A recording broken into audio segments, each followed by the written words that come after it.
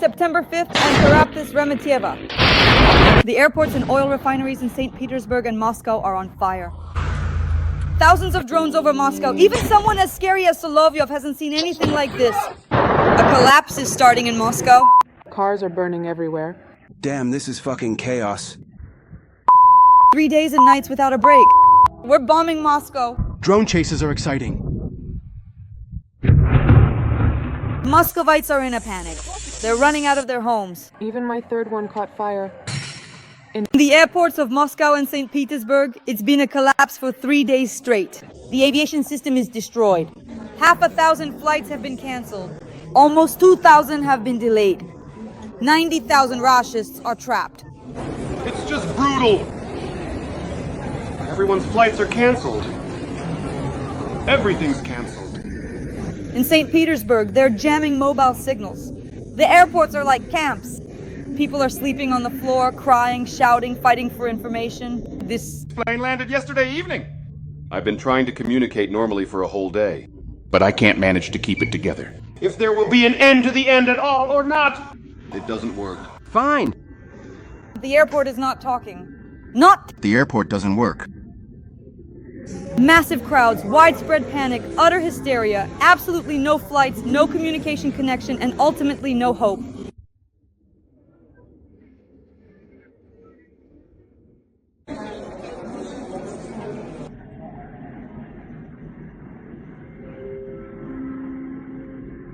Scandals begin. And there is a fiery hell in Rostov. The warehouse is on fire. The explosions come one after another. The fire covered almost 10,000 square meters. Yekaterinburg is shrouded in smoke. The country is drowning in fear. And at the top, the elite are being purged. Generals are dying. Deputies are suddenly disappearing. No one knows who will be next. It's going to be heated on air. Breaking news, friends. On September 5th, a series of powerful explosions is shaking Russia. Oil refineries are burning in Moscow and St. Petersburg. What's going on there? And in Isu, they're bombing Pita. And Moscow. And in Freenet, cars are burning. In Ryazan, drones struck an oil refinery. A massive fire broke out. Meanwhile, in the temporarily occupied Luhansk region, drones hit an oil depot.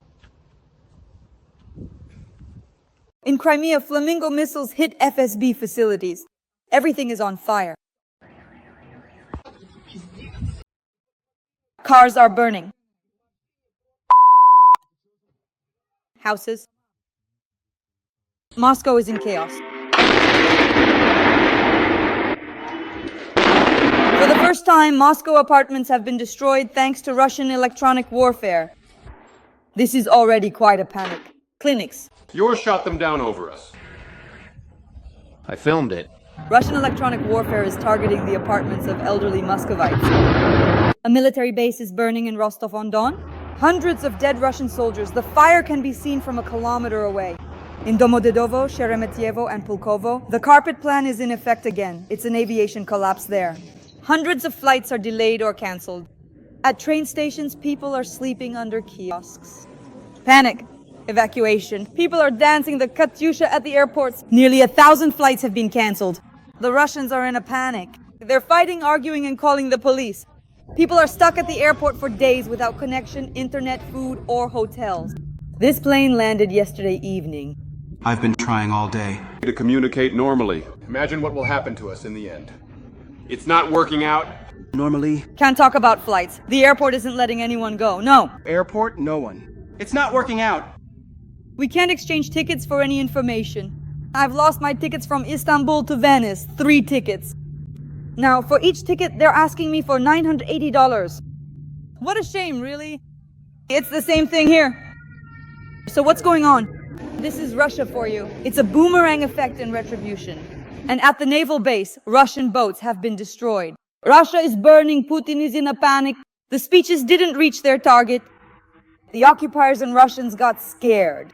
Here's your boomerang. And 3 times over for you? Hit it, damn it, please! Damn!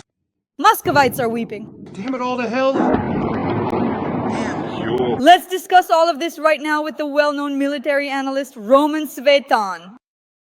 Damn, the cars are really burning. Breaking news, friends! A series of powerful explosions is shaking Russia. Oil refineries are burning in Moscow and St. Petersburg, as well as in other regions. In Ryazan, drones struck an oil refinery, sparking a fire. In the temporarily occupied Luhansk, drones hit an oil depot, causing a powerful detonation. And in occupied Crimea, Flamingo missiles struck FSB facilities. And at the naval base, the occupiers' boats were destroyed. Russia is burning. Putin is in a panic. Roman Grigorievich, welcome. Thank you. Wishing them good health. Let's start with the oil industry, because at the beginning of September, the armed forces of Ukraine disabled almost a quarter of Russia's oil refining capacity. Russia is losing fuel and its economy is on the verge of collapse. What does this mean now for the front and for the Kremlin? The most important thing is that these strikes have continued. There was a pause here for about 3 or 4 days, maybe even longer. There were no strikes during that time, but now they've resumed again. Credit should be given here to Medziar, Major Brody, the commander of the drone systems forces. They accomplished their combat mission. After that, the destruction of the Russian oil industry began. This is very important for us. Why target the Russian oil and gas sector? A quarter to a third of the budget comes from it each year. Russians receive more than $100 billion in foreign currency over the course of a year. And then they redistribute it, including, of course, to the army and to support those republics within the Russian Federation that are dependent on the budget. That's why it's so important for us to destroy this mechanism, the influx of petrodollars into the Russian economy. And what will this lead to in turn? The collapse of the Russian Empire? If the dependent republics stop receiving money, they will break away. Where will they end up, as they say? Well, naturally, this will lead to the destruction of the state itself, the destruction of the army, and the disbandment of the army as well. The army is a derivative of the state. No, the state isn't there. That's precisely why what Major Brody's Advanced Unmanned Systems Forces are currently doing right now is actually one of the crucial milestones, one of the essential mechanisms of our ultimate victory. In other words, these actions, especially if they continue with the same intensity as at least in August, and now September has already started with new strikes on the Russian oil industry. If this continues until the end of the year, then next year, Nabiullina will have to turn on the printing press, and the year might be covered by even more printed money. But that's just 1 year, no more. By the end of next year, we will see the complete collapse of the Russian economy. Then the processes of degradation and the disintegration of the Russian Federation will not just accelerate, which will ultimately lead to our victory. That's why one of the mechanisms leading to victory is precisely Brody's work on the Russian oil sector. Roman Igorevich, according to the commander of the drone systems service, Madyar, in August, Ukraine disabled another quarter of the oil refining capacity, 17 attacks on refineries in just 1 month in August alone. Can we say that if we continue this in September, today is September 5th, then in principle, Moscow risks being left without a strategic fuel reserve? That's the question. It's unlikely that Moscow itself will be left without fuel. Russia will be left without fuel. The Russian army will be left without fuel. They will drag the last of the fuel to Moscow. The very last place they'll take fuel from will naturally be Moscow. In order to leave Moscow without fuel, we would need to strike the Ryazan oil refinery. What's most interesting is that over the past 24 hours, strikes have been carried out on the Ryazan refinery. They are depriving Moscow, including of diesel, because in addition to the oil pipeline, there's also a product pipeline there which was used to pump diesel. There was a strike on that product pipeline, and now there's a direct strike on the Ryazan refinery itself. Plus, Kapotnya supplies Moscow. That's the Kapotnya oil refinery. And there's an oil refining plant in Kapotnya that provides at least half of the needs of Moscow and the Moscow region. The other half, roughly speaking, that comes from the Moser refinery, but the Moser oil refinery is connected to the Druzhba oil pipeline.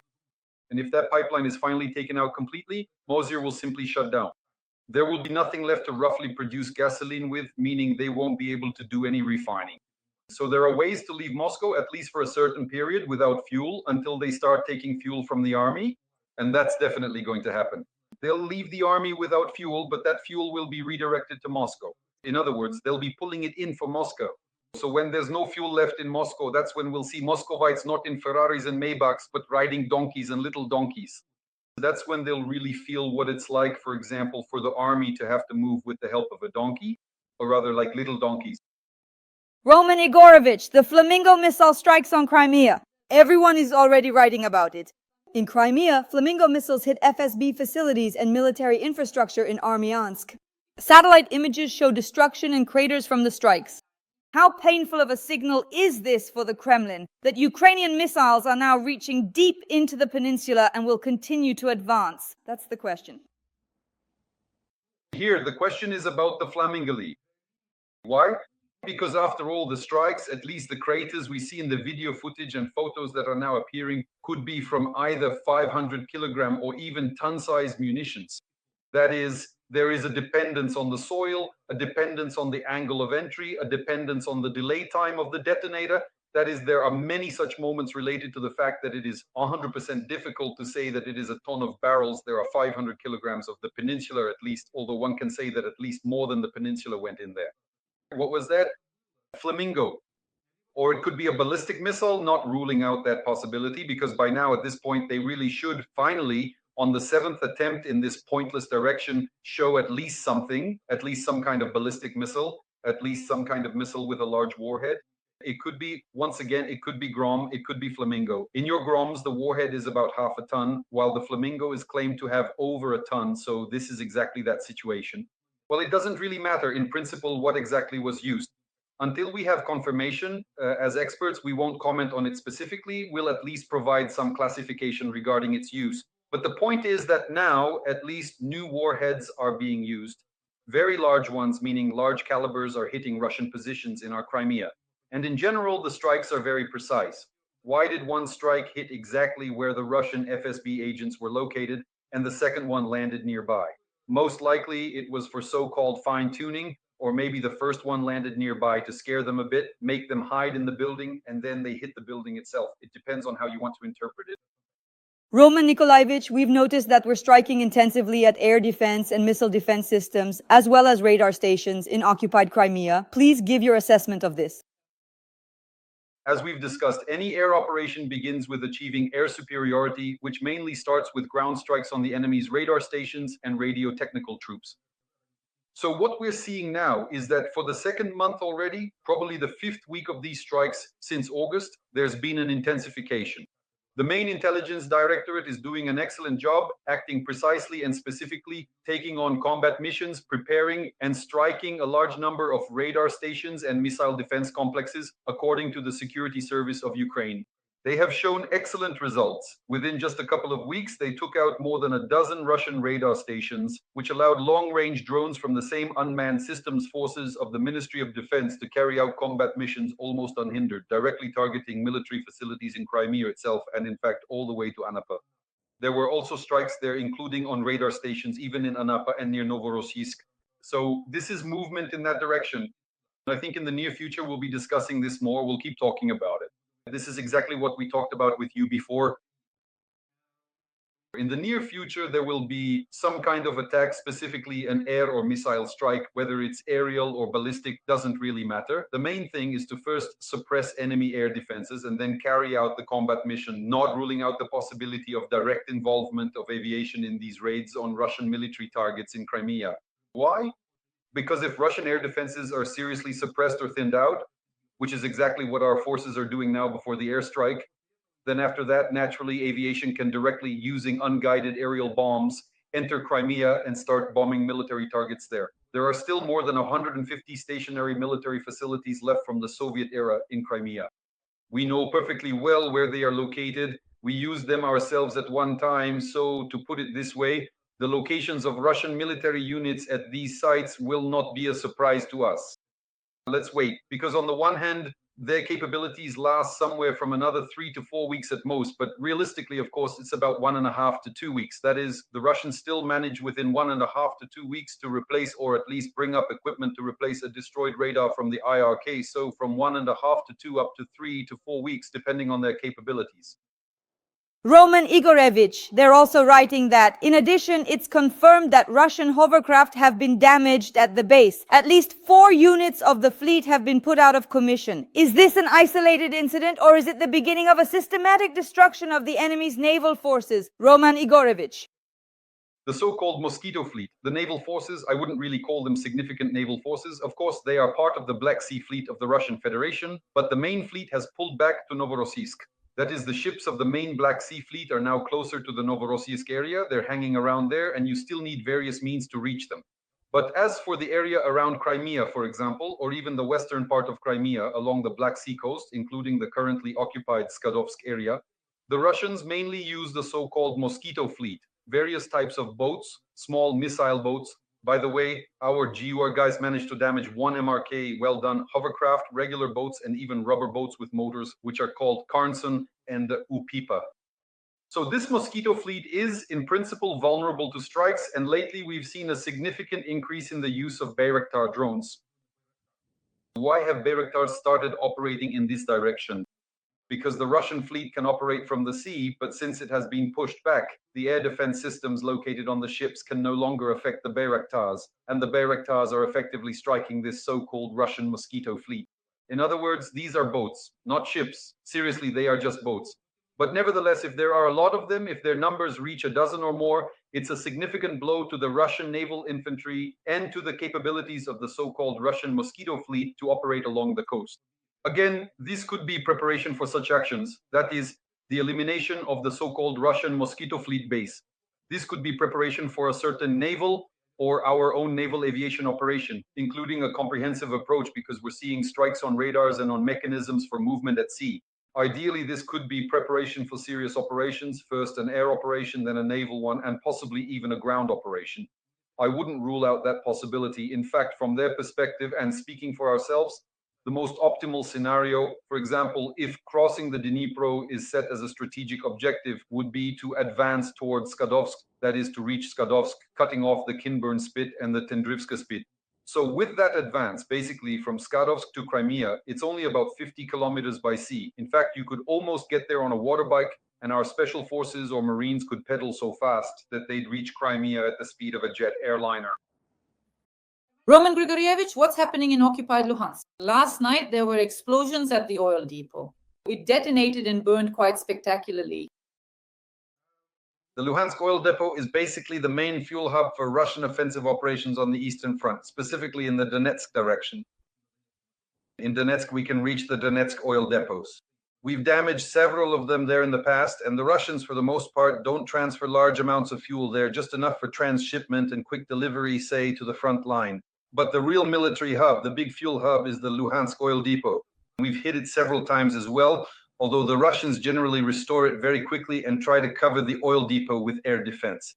In fact, there shouldn't have been any fuel there if we hadn't stopped striking the oil refinery in March of this year. So, stopping the strikes on the refinery in March allowed the Russians to practically fill this oil depot to the brim with diesel and gasoline.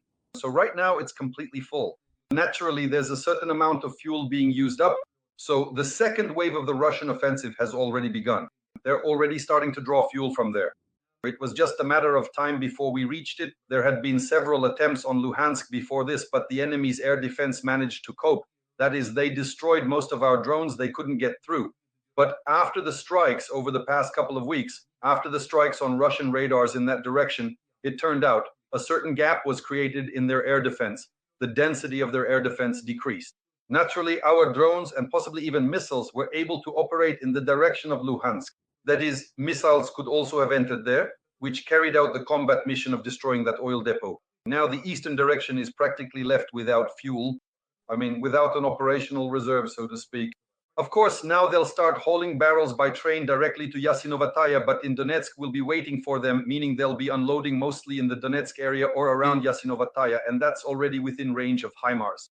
I think in the near future we'll be discussing with you how well the railway tank cars burn in Yasinovataya. Roman Grigorievich, the manufacturer Flamingo has announced new FP7 and FP9 missiles with a range of up to 855 kilometers and speeds exceeding 2,000 meters per second. If such systems are put into service, how much will that change the situation on the battlefield? Sorry for the pun, but these office announcers have been consistently announcing all sorts of missiles and drones for the second year in a row. What on earth haven't they announced yet? It's quite remarkable, really. Like I said, green, office announcers, that should be their name going forward. Where are the missiles? What good are those announcements to us?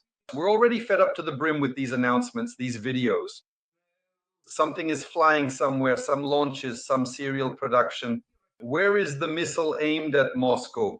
So the first ballistic missile to hit Moscow, or even the Flamingo, which according to the specs announced by those announcers, could theoretically reach there. That's why, aside from calling them that, I have nothing else to say. There's not even any point in analyzing all these announcements. Why? Let me explain. Well, because an analyst analyzes real actions. Right? So at this point, what we need is not a military analyst or a military observer, but say some kind of film critic.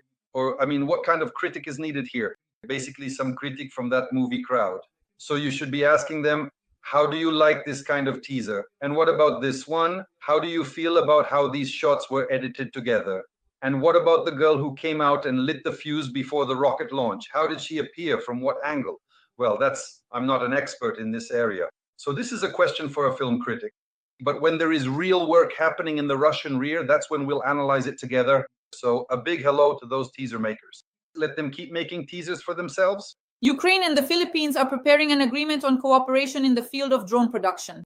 There is a military component here. So for now, this isn't an announcement of anything. So this is an attempt, for example, to establish relationships with those countries that in principle could be useful to us. Why would they be useful? First of all, with joint production, no matter what kind of weaponry, two objectives are achieved. External financing, which is very important for us, that's one. And second, the commercial aspect. Why? Because the weapons produced will be in demand on the markets of those countries, at the very least, that will enter into these commercial relationships with us after our victory. So you could say now, at least from a military and economic, or rather a military economic perspective, here I already understand a few things, so I can analyze this. This is a very good step. That is to expand, for example, even to the Philippines. But yes, this is very important for us. This is a new market, and moreover, it's a very large market. So this direction, Indonesia, the same goes for the Philippines, all the way up to almost Australia. This whole group is very important for us.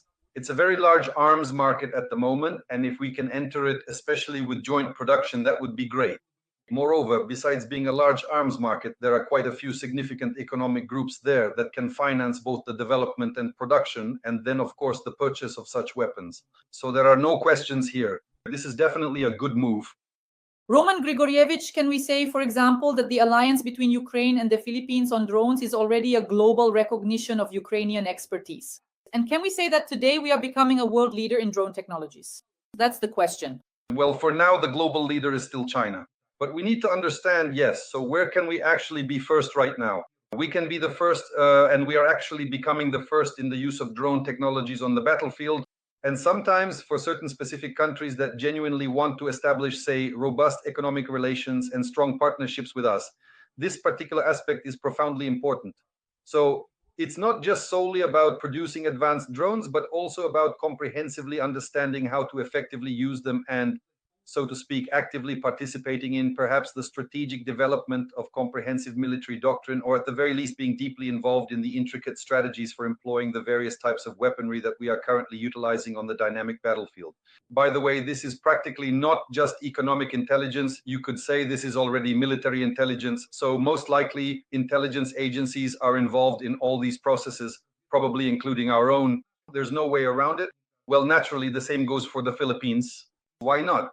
If, for example, intelligence agencies start interacting with each other and continue to counter certain challenges regarding sovereignty and territorial integrity, that's very important. That's why, in this sense, the economic, military, and geopolitical aspects are all very significant. So it's a good move. Roman Grigorievich, the coalition of the willing has agreed on the option of deploying 30,000 European soldiers to Ukraine. And now the UK and France are already on board. Germany is hesitant, and the US is only providing intelligence and air cover. In your opinion, is this real protection or just another political facade without any real authority? There's a saying, or rather an expression, like a poultice for a corpse. Why is a poultice useless for a corpse? Because he's already dead, right? and this coalition of the willing with a few thousand soldiers and escorts and so on and so forth. After your capitulation, we'll send them to you. But why would a corpse need a poultice in the end? Because after our capitulation, they tie it to the cessation of hostilities, to the refusal to reclaim occupied territories by military means. In other words, to the abandonment of military struggle, which is tantamount to capitulation. What is capitulation? And in general, why does one army try to force another to capitulate? And how does this actually happen? The army that tries to force the other army to surrender or capitulate brings it to a state where the opposing army gives up armed struggle. The whole point of capitulation is the refusal to continue armed struggle. The entire army might still be intact, still combat ready, but if that army refuses to fight, that means it has capitulated. What is currently being pushed into Ukraine's information space is being promoted by certain ethnic groups, I would say, talking heads from a particular country. They are pushing for Ukraine's capitulation at this stage. If you follow the information flow, you'll immediately be able to determine which country these talking heads belong to. So all of them are specifically pushing for Ukraine's capitulation. After this capitulation, all the European power, wow, amazing, will be like a poultice on a corpse. That's about how it is. After capitulation, we won't need those remedies, not after we've already died as a state, after we've lost our sovereignty over the occupied territory. What does it mean to give up armed resistance? Let me explain now. It means the loss of sovereignty over the occupied territories. Where am I wrong here? Because this is, in its purest form, capitulation. Moreover, calls for the loss of sovereignty are criminally punishable here. That is Article 1 and 10 of the Criminal Code. Read the Criminal Code. Frankly, I would like to hope that all these talking heads, besides having passports from other countries, also have a Ukrainian passport so they can be prosecuted under Article 110 of the Criminal Code. We don't need these remedies. They definitely won't help us after our death, that's for sure, and that death won't happen. No one is going to capitulate. No one will give up armed resistance. And as for those comrades who are pushing this narrative, suitcase, train station, and off to places of compact settlement, I read this news from military journalist Andriy Tsaplienko. Strategic aviation emergency. The Russians are in a panic. One of the Tu-160 aircraft, which was planned for a terrorist attack on Ukraine, was unable to take off from the Engels airbase, and another Tu-160 also failed to launch. What's going on, Roman Grigorievich? Are these isolated incidents, or is this already a real problem? well, it was attacked by lightning. In other words, it was attacked by the Heavenly Office. Seriously, the strike was quite significant. How many times have we said, our believers who pray of different denominations, here I'm an agnostic, I treat all faiths the same, absolutely the same, at least as long as they are not aggressive towards other faiths. So we have many people praying for our victory, praying for the punishment of the aggressor. Naturally, in the end, all these prayers converge in the Heavenly Office, and God is one no matter what he is called. Well, God is one. And of course, the return of these prayers, the so-called boomerang, comes back, including to those mechanisms that, well, against which our believers at least are praying. By the way, a big thank you to them for that. Everyone understands perfectly well that prayers in the end, especially in large numbers, manifest themselves in the material world as well. These kinds of lightning strikes on those massive beasts like the Tu-160, for example. No matter how you try to discharge them, there are certain discharge devices on the wing sections. But no matter how you try to discharge them, these are still high-speed, large-surface machines, so naturally a large amount of static electricity accumulates, and then lightning strikes the object. Naturally, with a guiding finger, a finger from the heavenly ring pointing exactly where. So one aircraft was neutralized, and the second one couldn't or wasn't able to launch its missiles. So most likely the drums got jammed there. The Tu-160 has 2 drums, each holding 6 missiles. So the missile release mechanism broke, and the third aircraft didn't take off at all. It had its own problems. But what is the Tu-160? Like the Tu-95, it was produced back in the day during the Soviet Union, and quite a large number of these planes were made. They were pretty good planes. By the way, they were based here with us, and we gave them away. Well, not us personally, they were given away by those rulers who, for such actions, should be dug up, shot, and buried again. Along with the Tu-95 and Tu-160, we also gave away our nuclear weapons. So now these aircraft, well, they're just starting to break down. They're not like Trump. If they were like Trump, if they were called not the White Swan, say Tu-160, but Trump, they could have lasted until 80 years old. But here it turns out they're falling apart even earlier. This really is a collapse. They can't restore them. They'll end up at Aurora, meaning they'll be scrapped. And in Kazan, there are still a few old Soviet Tu-160 airframes standing around. Of course, they'll reassemble them, send them back into the air, and they'll fall apart again. The Russians do not have a full production cycle for strategic bombers. In the next few years, or maybe in about 15 years, it simply won't be able to take off anymore because its so-called airframe life will run out. That is, every single component, every unit has its own so-called flight resource or service life. For example, let's say an engine has flown several thousand hours. That's it. It's decommissioned without any repairs. So in the end, all these planes will end up on display pedestals somewhere, pretty much the same way it once happened with the MiG-17, MiG-19, MiG-21, including some of the Ushkas, and the Tuchkas will end up there as well. Roman Grigorievich, to sum up, the Russian armed forces have carried out the largest regrouping of their troops since the battles near Kyiv in 2022. With a large number of forces, they are ready for the final and decisive battle for the remaining part of the Donetsk region, according to OSINT analysts. They warn that soon we will once again see the use of armored vehicle columns. The floor is yours. Well, if today is laundry day and the 5th ward is being swapped for the 6th, then it's not exactly a change of laundry, as they call it. That's pretty much the same thing happening with the Russians at the moment.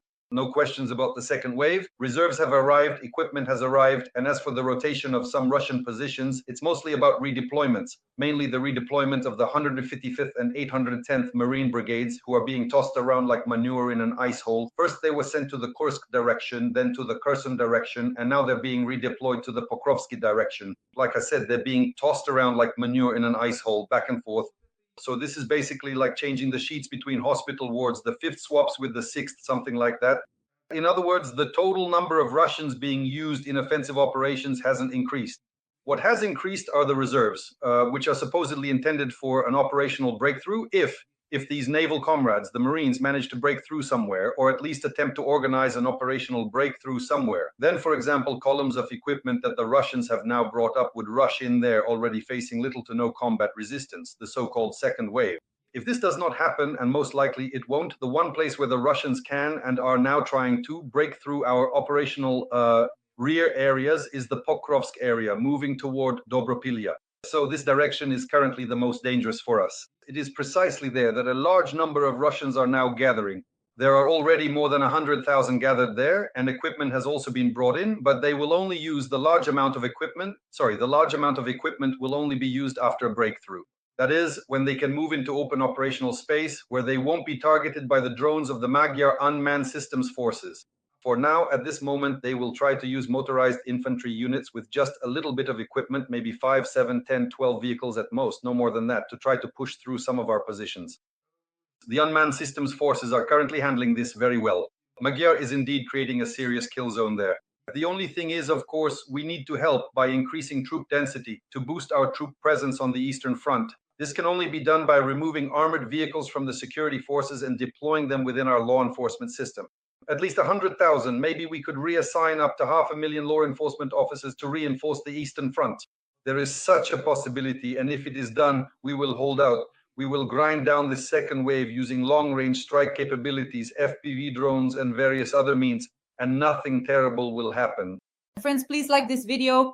Leave a few kind words in the comments to support our tandem, to support the armed forces of Ukraine. Roman Hrihorovic and I regularly work on my YouTube channel, Daria Shaslivaya, so that you know the truth about Russian aggression and Russia's war against Ukraine. The well-known military analyst Roman Hrihorovic, thank you. And as usual, see you this Monday. Goodbye.